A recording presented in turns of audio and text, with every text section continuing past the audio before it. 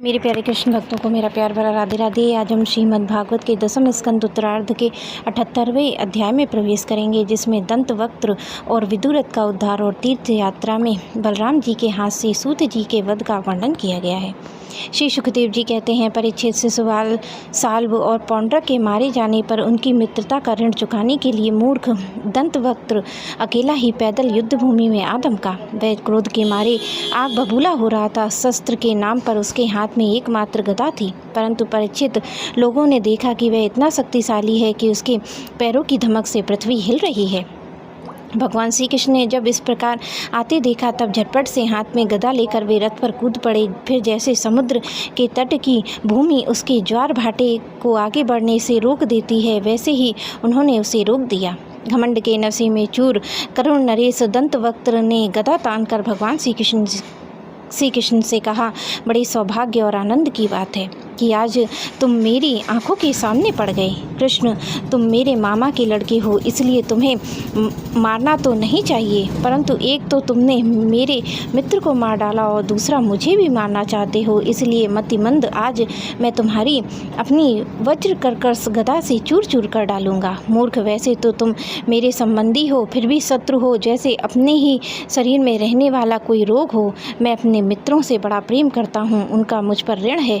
अब तुम्हें मारकर मैं उनके ऋणों से ऋण हो सकता हूँ। जैसे महावत अंकुश से हाथी को घायल करता है, वैसे ही दंतवक्त्र ने अपनी कड़वी बातों से श्री कृष्ण को चोट पहुँचाने की चेष्टा की। फिर भी वह उनके सिर पर बड़े वेग से गदा मारकर सिंह के समान गरज उठा।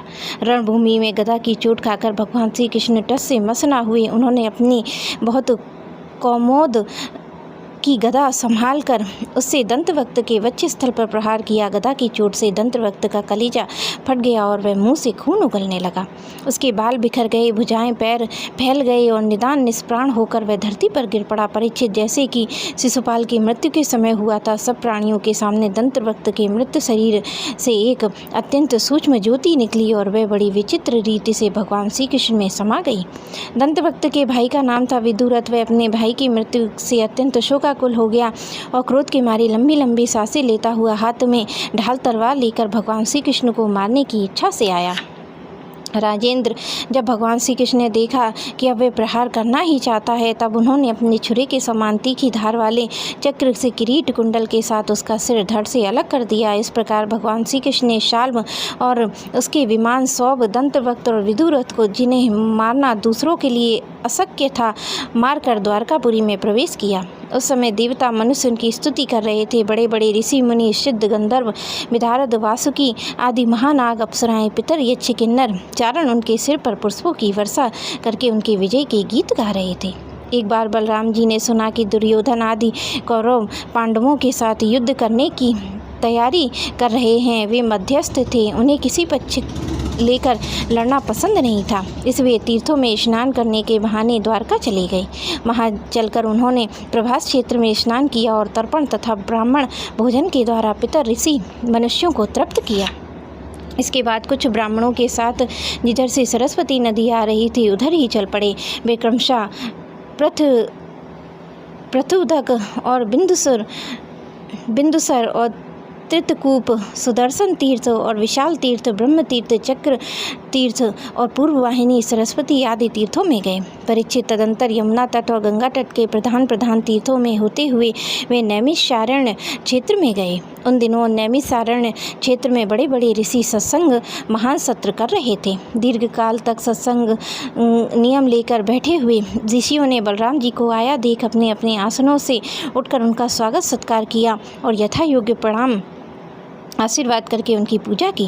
वे अपने साथियों के साथ आसन ग्रहण करके बैठ गए और उनकी अर्चा पूजा हो चुकी थी। तब उन्होंने देखा कि भगवान व्यास के शिष्य रोमहर्षण व्यास गद्दी पर बैठे हुए हैं। बलराम जी ने देखा कि रोमहर्षण सूत जाति में उत्पन्न होने के बाद भी उन श्रेष्ठ ब्राह्मणों के ऊंचे आसन पर बैठे हुए हैं। उनके आने तक उठकर स्वागत तक नहीं करते हैं और न हाथ जोड़कर प्रणाम ही। इस पर बलराम जी को क्रोध आया। वे कहने लगे, ये रोमहर्षण प्रतिलोम जाति का होने पर भी इन श्रेष्ठ ब्राह्मणों से धर्म के रक्षक हम लोगों से ऊपर बैठा हुआ है, इसलिए दुर्बुद्धि मृत्युदंड का पात्र है। भगवान व्यासदेव का शिष्य होकर इसने इतिहास, पुराण, धर्मशास्त्र आदि बहुत से शास्त्रों का अध्ययन भी किया है, परंतु अभी इसका अपने मन पर संयम नहीं है, ये विनयी नहीं है, उदंड है। इस अजित आत्मा ने झूठ मूठ अपने आप को बहुत बड़ा पंडित मान रखा है। जैसे नट की सारी चेष्टाएं अभिनय मात्र हैं, वैसे ही इसका सारा अध्ययन स्वांग के लिए है। उससे ना इसका लाभ है और ना दूसरे किसी का। जो धर्म के चिन्ह धारण करते हैं परंतु धर्म का पालन नहीं करते हैं, वे अधिक पापी हैं और वे मेरे लिए वध करने योग्य हैं। इस जगत के लिए इसीलिए मैंने अवतार धारण किया है। फिर बलराम यद्यपि तीर्थ यात्रा के कारण दुष्टों के वध से भी अलग हो गए थे, फिर भी इतना कहकर उन्होंने अपने हाथ में स्थित कुश की नोक से उन पर प्रहार किया और वे तुरंत मर गए। होनहार ही ऐसी होती है। सूत जी के मरते ही सब ऋषि मुनि हाय हाय करने लगे, सबके चित्त खिन्न हो गए और उन्होंने देवादिदेव भगवान बलराम जी से कहा, प्रभु आपने ये बहुत बड़ा अधर्म किया है। यदुवंशी शिरोमणि सूत जी को हम लोगों ने ब्राह्मणोचित आसन पर बैठाया था और जब तक हमारा ये सत्र समाप्त ना हो तब तक उनके लिए उन्हें शारीरिक कष्ट से रहित आयु भी दे दी थी। आपने अनजान में ऐसा काम कर दिया है जो ब्रह्म हत्या के समान है। हम लोग ये मानते हैं कि आप योगेश्वर हैं, वेद पर भी आप ही शासन नहीं कर सकते हैं, फिर भी आपसे ये प्रार्थना है कि आपका अवतार लोगों को पवित्र करने के लिए हुआ है। यदि आप किसी की प्रेरणा के बिना स्वयं अपनी इच्छा से ही इस ब्रह्म हत्या का प्रायश्चित कर लेंगे तो इससे लोगों को बहुत बड़ी शिक्षा मिलेगी। भगवान बलराम ने कहा, मैंने लोगों की शिक्षा देने के लिए, लोगों पर अनुग्रह करने के लिए ही इस ब्रह्म हत्या का प्रायश्चित अवश्य करूँगा। अतः इसके लिए प्रथम श्रेणी में जो प्रायश्चित होगा आप लोग उसकी विधान कीजिए। आप लोग इस सूत को लंबी आयु और बल, इंद्रिय शक्ति आदि जो कुछ भी देना चाहते हैं मुझे बतला दीजिए, मैं अपने योग बल से सब कुछ संपन्न किए देता हूँ। ऋषियों ने कहा, बलराम जी आप ऐसा उपाय कीजिए जिससे आपका शस्त्र पराक्रम, इनकी मृत्यु भी व्यर्थ ना हो और हम लोग इन्हें जो वरदान दिया था वह भी सत्य हो जाए। भगवान बलराम ने कहा, ऋषियों वेदों का ऐसा कहना है कि आत्मा ही पुत्रों के रूप में उत्पन्न होता है, इसलिए रोमहर्षण के स्थान पर उनका पुत्र आप लोगों को पुराणों की कथा सुनाएगा। उसे मैं अपनी शक्ति से दीर्घ आयु और इंद्रिय शक्ति और बल दिए देता हूँ। ऋषियों इसके अतिरिक्त आप लोग जो कुछ भी चाहते हैं मुझसे कहिए, मैं आप लोगों की इच्छा पूर्ण करूँगा। अनजान में जो मुझसे अपराध हो गया है उसका प्रायश्चित भी आप लोग सोच विचार कर बतलाइए, क्योंकि आप लोग इस विषय के विद्वान हैं। ऋषियों ने कहा, बलराम जी इल्लव का पुत्र बल्लभ नाम का एक भयंकर दानव है। वह प्रत्येक पर्वत पर यहाँ आकर पहुँचता है और हमारे इस सत्र को दूषित कर देता है। यदुनंदन वह यहाँ आकर पीप, खून, विष्ठा, मूत्र, शराब, मांस की वर्षा करने लगता है। अब आप उस पापी को मार डालिए, हम लोगों की यही बहुत बड़ी सेवा होगी। इसके बाद आप एकाग्र चित्त से तीर्थ स्नानों में स्नान करते हुए 12 महीने तक भारतवर्ष की परिक्रमा करते हुए विचरण कीजिए, इससे आपकी शुद्धि हो जाएगी। मेरे प्यारे कृष्ण भक्तों को मेरा प्यार भरा राधे राधे।